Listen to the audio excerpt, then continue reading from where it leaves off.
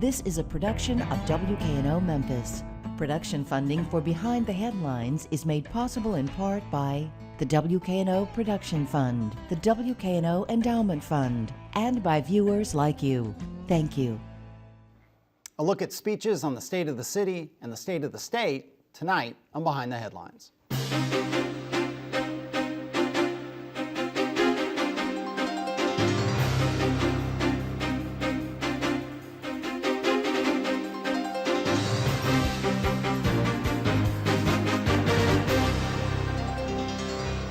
I'm Eric Barnes, publisher of the Memphis Daily News. Thanks for joining us. We're joined tonight by a roundtable of journalists. We'll start with Bill Dries from the Memphis Daily News, Les Smith, Fox 13 News, Eleanor Boudreau from WKNO FM, and Jackson Baker from the Memphis Flyer.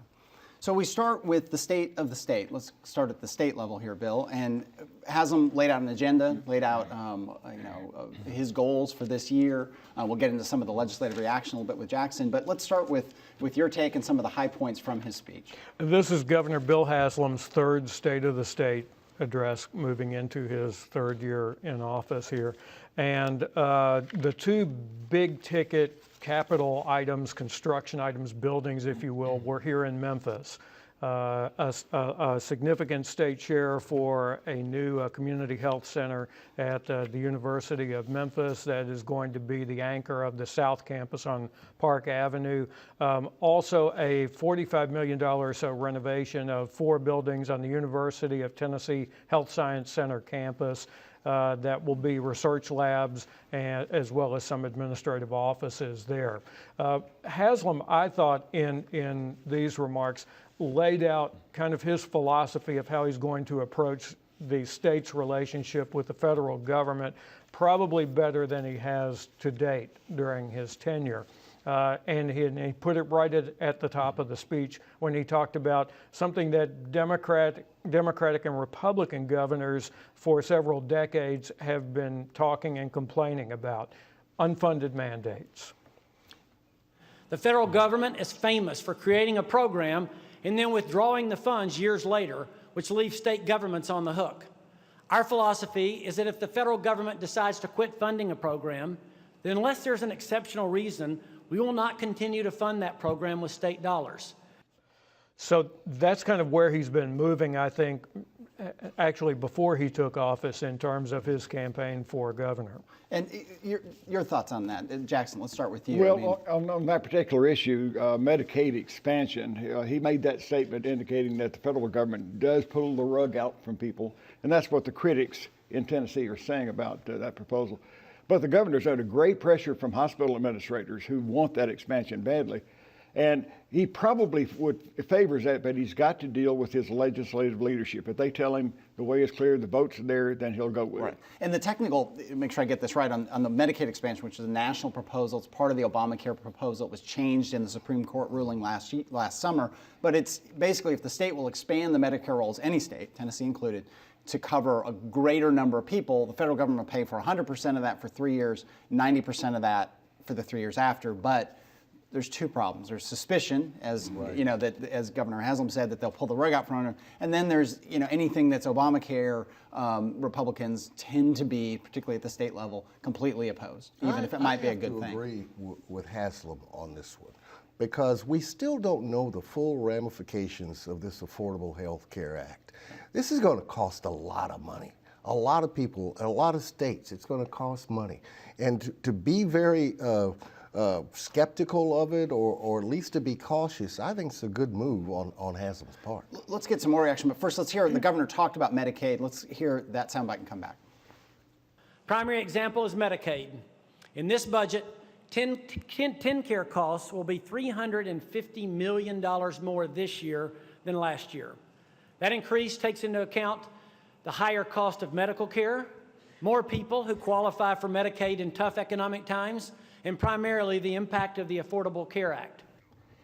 And Eleanor, that whole debate, again, and Haslam's right, it's not always just a Republican issue because it's the Democratic president. The states feel put upon the history of these programs. What's your take on that? Well, yeah, you have to remember, though, that there are costs associated with not expanding TennCare.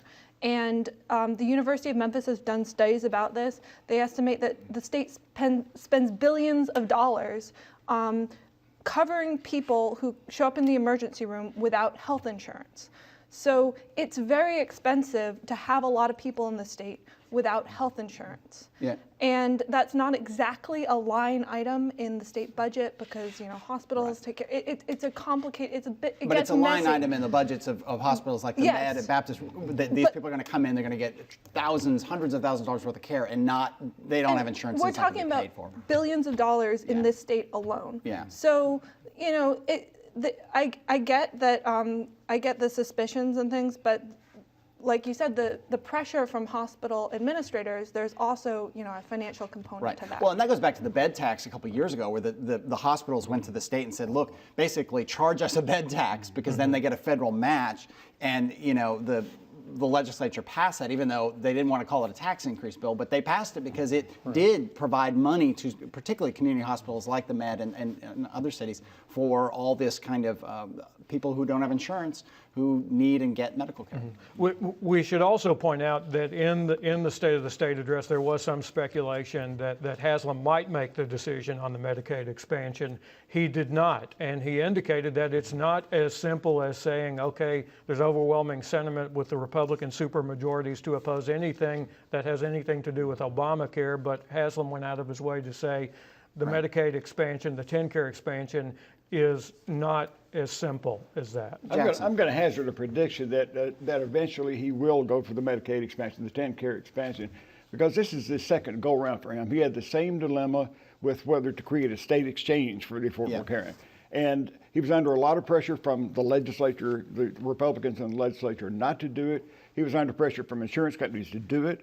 He gave the legislators their way on one. I think he wants this one for himself. I think again, the hospitals are really anxious that he do it. There's already a bill filed, correct me if I'm wrong, Brian Kelsey in the Senate, state senator, Republican, very conservative, that is basically saying that to stop any expansion of Medicaid as part of this, it's unclear. He's got a lot of co-sponsors. Yeah, half of the Senate. Right. Fact, it may well pass, but it's unclear whether that's even It's constitutional. probably not constitutional, but it would be a clear shot across the bow of the governor. Yeah, okay. We'll segue from that into, we talked about the legislature, the bills are starting to get filed, Jackson. We've seen some indications of where things are going to go. We had Brian Kelsey on the show recently, but let's go through just a rundown of some of the high-profile bills that we think we'll see in this session. Well, there's a bill to institute a voucher program, school voucher program. Brian Kelsey, in fact, was one of the instigators of that a couple of years ago. And basically, the form of the governor's bill is very much like what Kelsey was proposing then, as against more ambitious plans that Kelsey had since. But Kelsey's now signed on to this one, and that is it's going to start out with a modest number of 5,000 students, and they have to be in the lowest 5% of performing schools. The students have to be from poverty households, below the poverty line. So we're reducing the sample pretty considerably. This would expand to 20,000 students in, I think, 3 years. But keep in mind, too, that the private institutions that the vouchers might go to can say yes or no. Right. There's an accreditation, eligibility and accreditation. And Kelsey talked about that some bill when he was on the show and said, you know, even though this is a small pilot program, I think he was fairly clear that he'd like to see this expanded beyond the lower income folks, beyond the lowest performing schools, that this is for him and for others a real model of how education should be delivered. It is, and at the same time, Haslam is tempering his enthusiasm overall. I mean, for the second time that I've heard him speak in the State of the State, he went to great lengths to say that even though you have vouchers, you have the charter schools which are ongoing and the growth in those, he went out of his way to say, look, our priority is still the vast majority of students in the state who will attend conventional public schools. And as he pointed out, he balanced that by saying, look, we're giving $57 million new dollars to those lower performing schools. Yeah. And also legislation, Jackson, on the appeals process for the state, and when school systems reject charter schools, there's a more formal way in which you go back to an appeals board. That looks like that'll go forward. Yeah, there's a proposal. It's a little bit amorphous as of now, but there would be a state authorizer who would basically could overrule a school board that rejected a charter school application. But the school board would then have a 60-day appeals process and then But the state authorized payment has the last word. He Yeah, rules I on think that that's appeal pretty too. clear. The state wants the last word because they Yeah. want these charter schools to have And it. the question is whether the Memphis suburbs, which are still hatching their response to the latest judicial rulings, can actually create a charter school network. I think that's going to take a separate bill. Right. Well, we'll come back maybe towards the end of the show to maybe an update on the schools, but other bills that look like we've got wine, we've got guns, we've got some of the usual suspects, but taking a different shape this time. Yeah, the wines and grocery stores. There's a press conference at the legislature yesterday, well attended. The speakers of the House and Senate were not in the press conference, but they are on record as supporting wine and grocery stores. This year it's with a referendum of any municipality that already has liquor stores or liquor by the drink. Then that municipality can hold a referendum. If it passes, then they can have wine and grocery stores. The liquor industry will, of course, combat it, and they are generally pretty resourceful. But again, both speakers are backing this bill. Wasn't it Ramsey who said, this is starting to feel inevitable? I mean, I'm paraphrasing, not quoting, but you do. And I talked to some of the people involved in the legislative battle, and they said, look, this thing, we're going to lose this thing. Every year they're coming back. Every year they're getting closer. And the referendum, I thought there was an interesting quote from, I think it was Bill Ketron, a Republican from Murfreesboro, who said the referendum allows I never thought about this. Some of our senators, some of our House members don't like to vote on liquor. It's against their values. Yeah. This, I don't know, you can see either punts it to the local level or gives them a pass, but it's kind of a beautiful little legislative stragy, I suppose. He did that with a get wink and a smile. Yeah, he was pretty candid about that. This is realpolitik. If the voters do it, then they did it. We didn't do it. Right. We got just a minute left right here in this segment. Let's talk about the guns in parking lots and stuff. That's still shaping itself, but apparently it will be along the outlines we had discussed on the show before. And there will be some sort of sign-off on the part of an employer if an employee is to leave a gun in a car. At least some record of his permit will be on file. That's still taking shape, but it looks, and colleges, of course, will be excluded. That was something the governor insisted on. But that's pretty much what will happen. And I think it remains to be seen whether the big corporations, FedEx and Volkswagen and the big companies that resisted so hard last time will do it again. Okay. Well, let's move from the state and the state of the state address. And Eleanor A.C. Wharton, mayor of Memphis, his state of the city address was recent. Yeah, Tell us about that. So Wharton reiterated his support for a increase to sales tax in Memphis that would fund pre-kindergarten education. And there was sort of a countywide version of this that failed at the polls. If this is going to become real, then people in Memphis have to vote for it. So in the State of the City address, Wharton sort of put forth an interesting idea. He wants to create a trust, a legal trust that would look over this money. Everybody on the board of the trust would be from outside of city government, and they would make sure that the money from the increase to the sales tax would only go to two things, and one is pre-kindergarten and the other is lowering property taxes. So he said when the bill hits the council, that language is going to be in there. And they're looking for a summer date, is that right, Bill, to put this referendum? Originally, Flynn and Strickland, the two sponsors on the Right. council, had thought they would go for a May referendum. That now looks like August or September. And I don't know, Les, your thoughts on, you hear this, Shay Flynn was on the show and talked about setting up this trust and the lack of trust that people have of how the city might spend the money or how government might spend money. So on some level, I take him at his word and he sees this as a sincere way to do that. On the other hand, what does it say that the city has to say, we know you don't trust us to spend your money wisely. We know you think we're going to take this money and put it over here, even though we said we're going to put it over there. So here's this new way, a new commission, a new set of people. But history says it doesn't work that way. Janice Fullilove, when this was first introduced in committee by Shay Flynn and Jim Strickland, said, I don't question you guys' sincerity, but we know how things operate around here. And money set aside for something, then all of a sudden, months down the road, it goes to something else. There is reason to not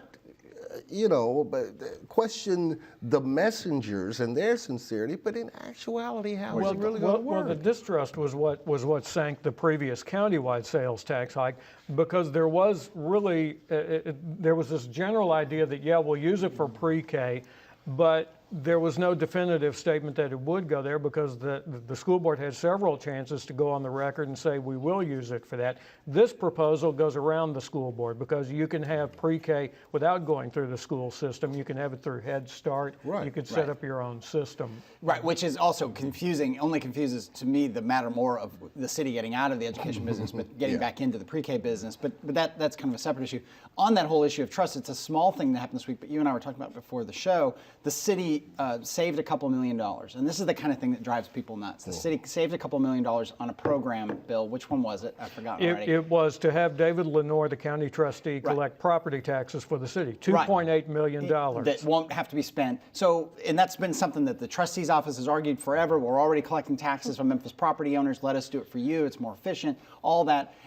And what happens? The city immediately divvies up that $2.8 million to a whole bunch of little projects. And they may be very worthy projects, but that's the distrust. Yeah. Right. They basically parceled out the $2.8 million to use as a local match in order to get federal funding for several things. Right. Yeah, let's go back, Eleanor. Other parts, that's obviously a big part that came out of the State of the City address and the council's working on. Other highlights, other points that were raised in the address. Well, Wharton said that the chief job of a mayor is being an economic development officer. And so to that end, he had a lot of projects he mentioned in his State of the City address, which were small and large. He mentioned he's going to start charging for parking at night downtown. There are going to be new parking meters, and they're going to have credit card.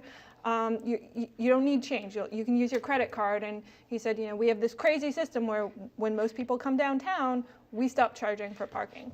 But he also mentioned Bass Pro Shops.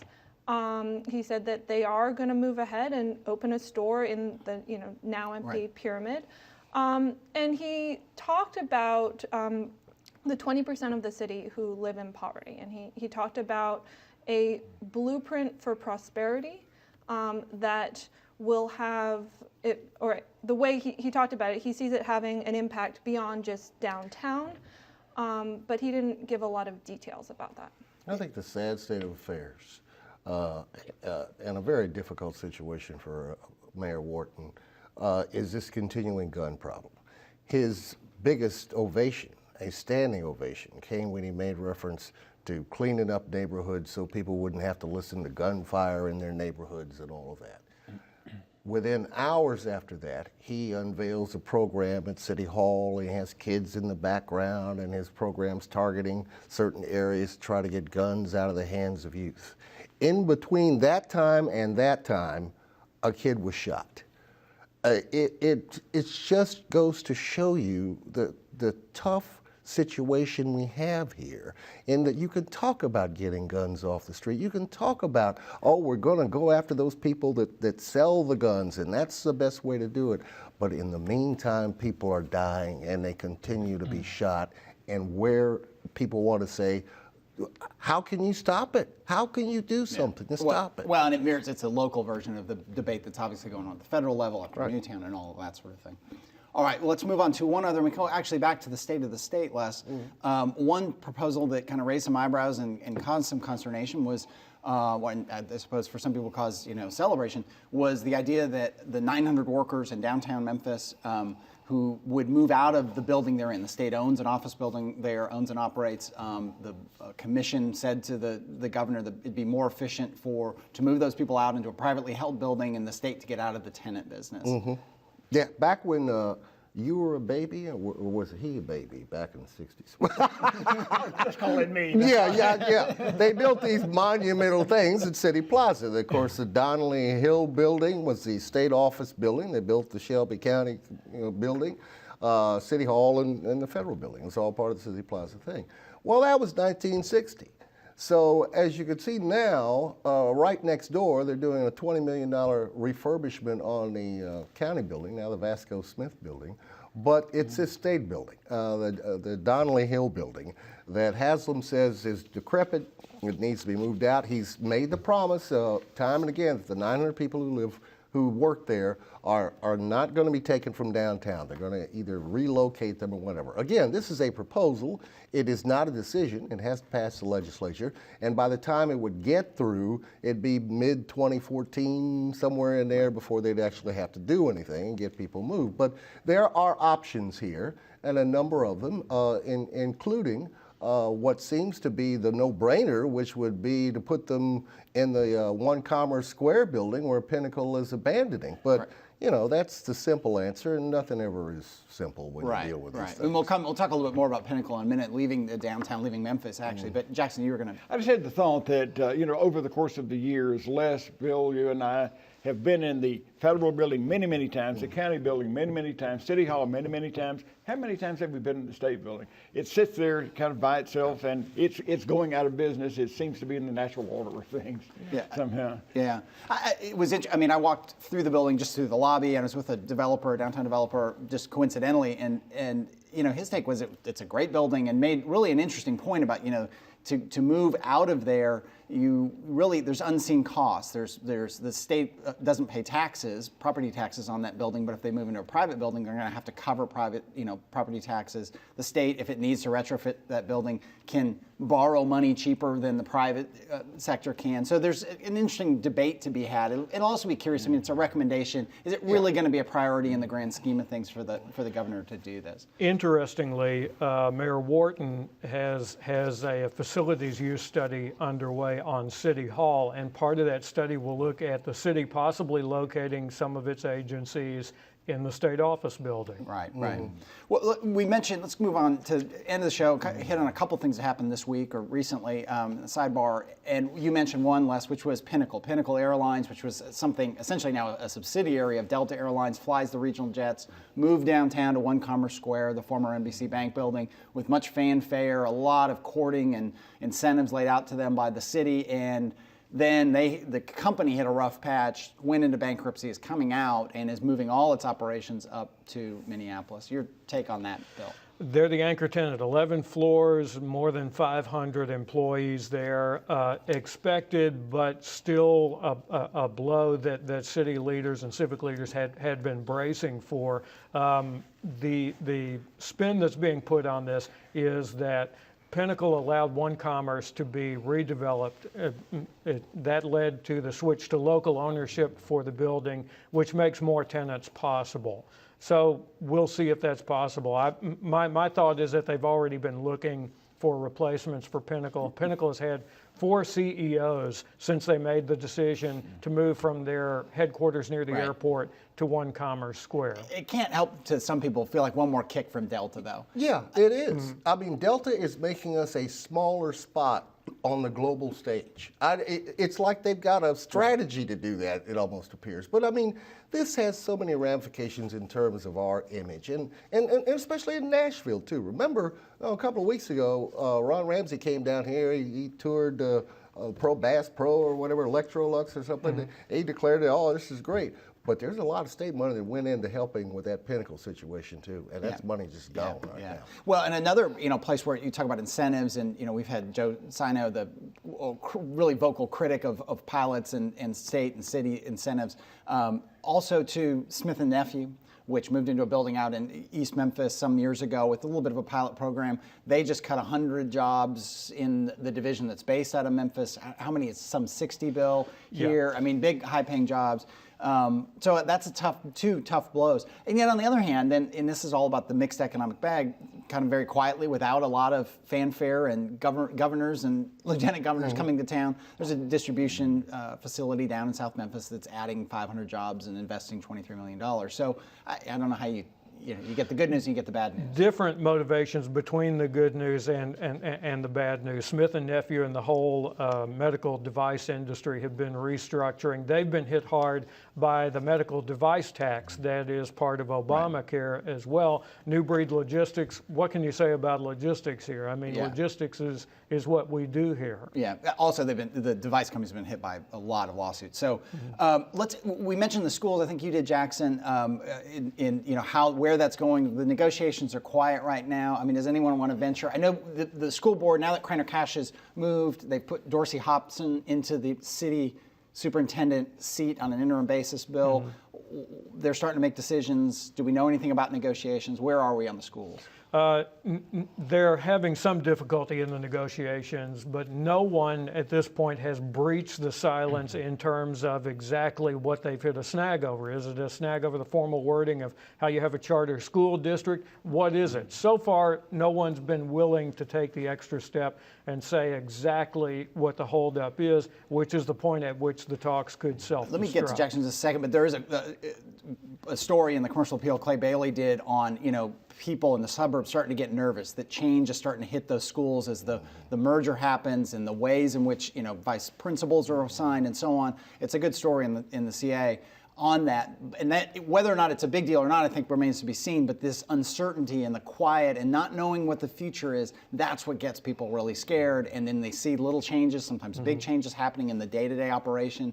They get really nervous. Parents get nervous. But Jackson, well, we have always assumed that there will be legislation that will create some sort of independence for the suburban schools. But it gets harder and harder because they're always up against a law having to be statewide in its application, and that will bring the opponents down on it, or it will bring the judges down on it. I want to since this is a sidebar segment, I want to point out that virtual education, which was created a couple of years ago by the legislature, is fizzling and may be on its way out because there were 2 education committee hearings in Nashville last week, one in the Senate, one in the House, and the proprietors of the Tennessee Virtual Academy were told, look, if you don't get your scores up, the scores are terrible, then you'll be out next year. And the governor is limiting the enrollment on those things. I got you. Okay. Well, thank you all. Thank you all for being here. That's all the time we have this week. Thank you for joining us.